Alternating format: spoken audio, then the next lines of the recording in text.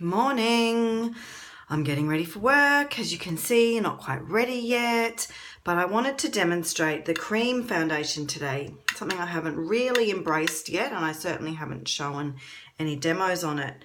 The cream foundation is well, you can't really see that it's cream there, but it's a slightly heavier coverage. Heavy is not the right word, it doesn't feel heavy, but more dense coverage for your face. So I'm going to use a blending bud in the cream and just rolling it around in there. It's like a little mousse, getting it onto the blending bud. So I just kind of dot it around. You can already see the difference there, you know, on my face, the redness that it's covering.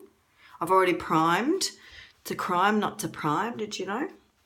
So I've primed, and before I put my primer on, I do my Divine Daily Moisturiser.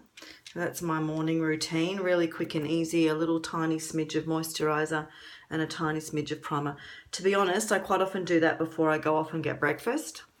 It doesn't have to be the second before you put your makeup on. So you can do that, let it dry a bit on your skin, and then come back and finish off. Sometimes I think the primer is a little bit, I don't know, better acting, if that's a term, when it's been dry.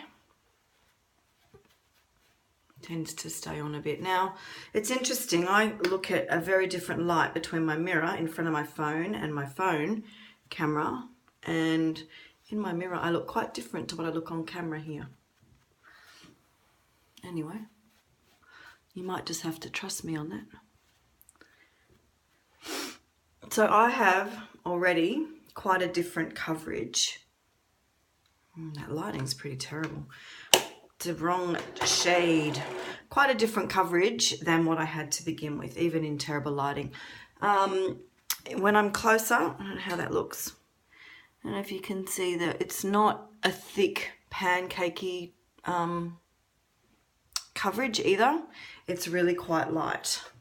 Now this doesn't dry to a powder. The Touch foundation, the Touch liquid dries to a powder. I say it doesn't. It doesn't feel oily though on your face. It's still nice and creamy. I do though like to just top off with a tiny bit of the powder, and I just dab, you know, a little bit around. You could almost get away just using what's left over in your brush, but I just always get just a tiny little fresh bit and dab it over the top.